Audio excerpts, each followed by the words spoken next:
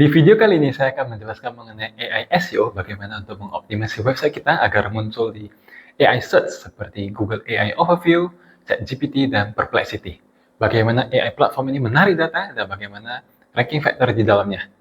Beserta kita akan membahas mengenai apa saja yang dapat dilakukan, plus disertai bonus tool di akhir video ini. Mari kita mulai. Ya, berikut adalah panduan AI SEO untuk ranking di Google AI, ChatGPT, dan Perplexity. Yang akan kita bahas hari ini adalah yang pertama, AI is joining the search game. Kemudian kedua adalah bagaimana AI platform ini menarik informasi dan apa saja ranking faktor mereka. Yaitu kita akan bahas top 3 ya, yang paling terkenal ada Google AI Overview, ChatGPT, Perplexity. Kemudian ketiga adalah pentingnya untuk memperbaiki technical SEO terlebih dahulu. Kemudian keempat adalah kita akan target conversational queries, yaitu keyword-keyword yang seperti bahasa sehari-hari. Kemudian kelima adalah bagaimana untuk mastering EEAT untuk AI visibility, plus nanti ini akan ada bonus tool. Kemudian keenam adalah membangun off-page authority. Kita akan bahas satu persatu. Baik, sebelum kita mulai, perkenalkan nama saya Calvin Teja, saya selaku CEO and founder dari OmniRank dan Omni Authority dengan 12 tahun di SEO marketing industry dan penulis dari SEO ebooks, data driven case study, dan conference speaker. Dan misi dari saya adalah help to grow your business with SEO. Jadi untuk saat ini kita perlu rank, selain dari search engine, kita perlu also rank on AI search. Berikut adalah contoh dari klien dari OmniRank, di mana setelah kita optimasi, AI search trafficnya telah meningkat 240%. Jadi darinya sebelumnya masih 13, yang dari ChatGPT, Perplexity 63, Gemini Google 8, saat ini telah meningkat dengan ChatGPT menjadi 211 dengan 240%. Ini adalah di niche dairy products, targetnya B2B, business to business.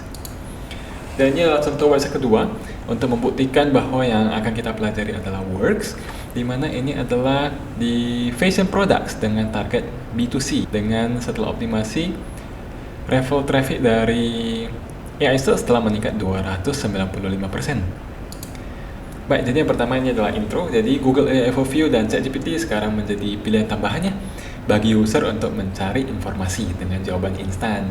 Jadi goal kita sebagai webmaster adalah website kita muncul dan dikutip atau cite sebagai sumber terpercaya di AI. Jadi analoginya adalah kalau search engine kita cari buku sendiri ya, di Gramedia kita suka buku yang mana, kita lihat. Sedangkan kalau yang AI, kita tanya asisten toko Gramedia, kira-kira topik ini mana buku yang paling bagus dan bagaimana ringkasan rangkumannya. Jadi yang pertama, kita akan melihat bagaimana Google AI Overview untuk menarik informasi. Jadi kalau di Google AI Overview memakai Google Core Ranking System, di mana fondasi SEO yang kuat sangat pentingnya di sini. Jadi jika website Anda ranking di page 1, maka kemungkinan sangat besar akan muncul di Google AIO. Minimalnya sampai di top 20 lah. Di page 2 masih bisa muncul di AI Overview. Jadi primary data source-nya ini ada Google Index dan database mereka ya. Kemudian Google Knowledge Graph, yaitu Google-nya ada mengkoneksi kira-kira sebuah brand ini asosiasi dengan produk apa, sosial medianya apa, YouTube-nya apa, itu di Knowledge Graph dari Google. Kemudian dari YouTube dan Google Business Profile, jadi Google Maps ya. Ini contohnya seperti ini. Jadi misalnya keyword cara pesan tiket pesawat, websitenya ini di page 1, rank 1, maka kemungkinan besar akan muncul juga di Google AIO seperti ini. Jadi ranking faktornya pertama SEO. Jadi SEO ini fondasi ya. Jadi ada technical audit, on-page SEO dan off-page SEO.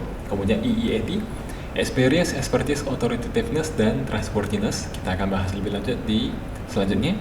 Kemudian skema structure data, yaitu skema itu berisi data seperti JSON ya, seperti ada organization, kira-kira brandnya apa, sosial medianya apa, jam bukanya berapa, websitenya apa. Itu akan membantu Google untuk memahami website kita. Ini bisa dipasang gratis ya, misalnya di plugin SEO seperti RankMath, Yoast SEO, tapi All in One SEO itu ada, namun RankMath yang paling lengkap yang gratis.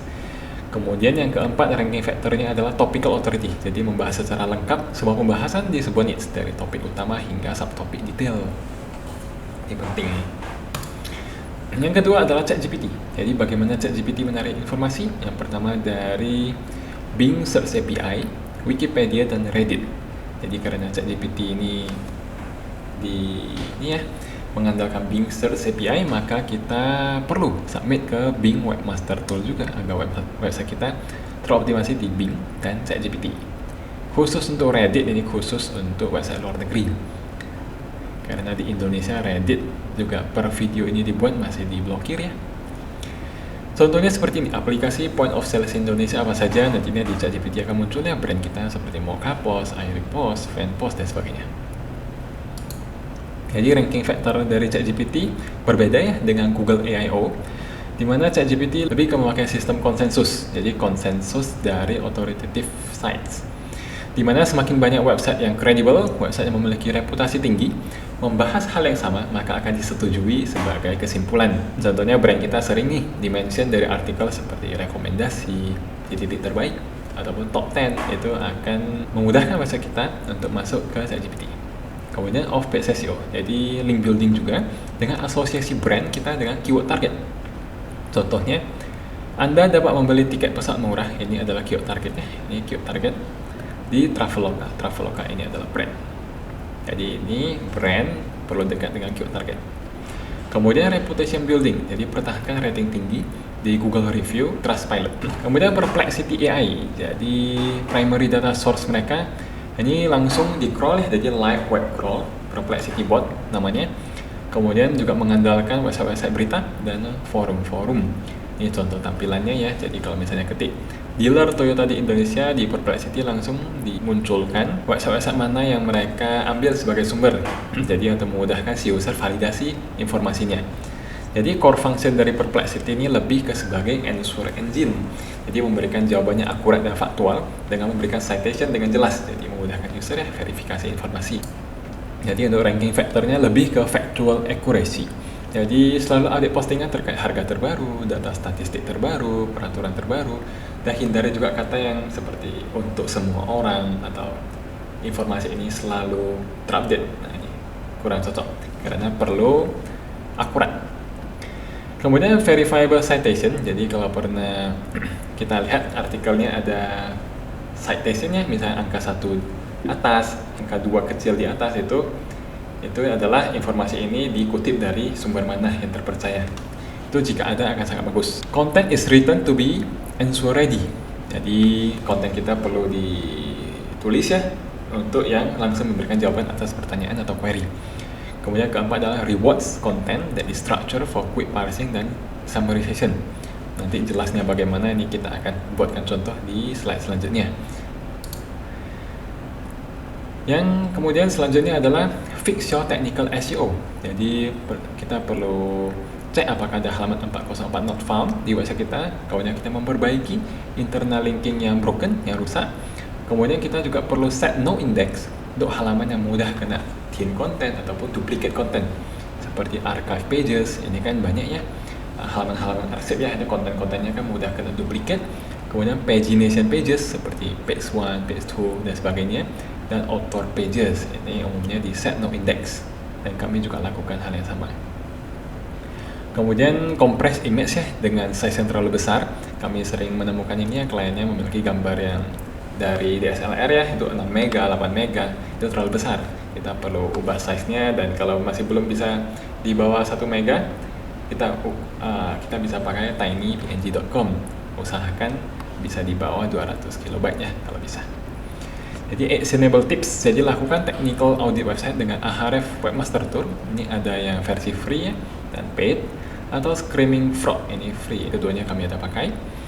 Kemudian cek dan perbaiki isu yang paling prioritas terlebih dahulu. Kita akan perlu target conversational queries. Kita perlu tulis konten dengan format NLP, Natural Language Processing. Misalnya, apa vitamin yang terkandung di buah jeruk? Contoh yang salah adalah buah jeruk bagus untuk daya tahan tubuh karena ada vitamin C. Contoh yang benar adalah ini ya, buah jeruk mengandung vitamin C yang bagus untuk menjaga daya tahan tubuh. Jadi jelas ya, mudah dipahami oleh AI bot dan Google-nya juga sebagai search engine. Jadi kita bagaimana untuk memformat konten untuk AI parsing. Jadi kita pakai heading 2 untuk menjawab topik utama dan heading 3 untuk topik supporting. Jadi AI search ini suka mengambil jawabannya atas mereka scanning dari heading 1, heading 2, heading 3, kemudian diambil kira-kira jawaban yang paling sesuai untuk ditampilkan di platform mereka. Kemudian buat FAQ di akhir setiap artikel, karena FAQ ini kan masih related ya dengan bahasa sehari-hari, conversational queries. Misalnya berapa size sepatu yang tersedia, bagaimana saya memilih size sepatu, itu di FAQ. Atau kita bisa buatkan sebuah halaman FAQ khusus yang berisi daftar seluruh pertanyaan yang sering ditanyakan oleh customer. Ini juga kita ada buat dan lumayan banyak yang ranking di Google AI Overview dan mengarah ke halaman FAQ khusus ini.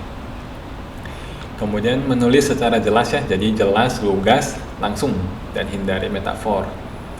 Metafor ini adalah seperti perumpamaan yang memang terbaca keren, namun kurang friendly bagi AI search platform. Kemudian bisa juga buat bagian key takeaways atau summary yang bisa berupa bullet points. Mastering EAT for AI Visibility Experience menunjukkan pengalaman kita langsung memakai produk atau jasa terkait. Ini kita bisa pakai sudut pandang orang pertama. Kemudian expertise, yaitu tambahkan author bio dengan link ke LinkedIn, tulis pengalaman dan ahli kemampuan di bidangnya. Kemudian authoritativeness adalah link building dengan brand mention di high authority sites. Kemudian trustworthiness adalah website secure ya, sudah HTTPS, sudah SSL, bersih dari malware, dan tidak ada misinformasi, yaitu berisi fakta. Ya, berikut adalah tool dari EAT Content Checker. Caranya adalah kita buka link ini ya, ai.omnired.id/EAT Checker, kemudian masukkan konten atau URL artikel langsung, kemudian klik analisis sekarang dan kita perbaiki mulai dari prioritas tinggi terlebih dahulu. Kita langsung demo ya, kita coba. Ya, di sini kita bisa masukkan konten ataupun langsung dari URL. Ini contohnya kita ambil yang dari Batik Zalora ya. Setelah diklik tombol analisis sekarang, nantinya akan muncul hasil seperti ini. Dimana untuk tool ini masih dalam beta version ya. Jika nantinya gagal dalam loading, tinggal di refresh kembali ya. Dimana nantinya akan recast analisis. Jadi halaman kategori Batik Zalora memiliki dasar yang kuat. Dengan perspektif ini dapat ditingkatkan lagi. Kita coba lihat. Jadi seperti dari content quality ini kita perbaiki fokus yang prioritas high terlebih dahulu. Ada content quality, ini contohnya credibility, originality, trust, dan sebagainya. Kemudian juga terdapat long tail keyword yang jika ingin dipakai bisa untuk meningkatkan jaring traffic. Kemudian ada kata kunci LSC atau semantik yang dapat kita pakai untuk meningkatkan relevansi dari website kita.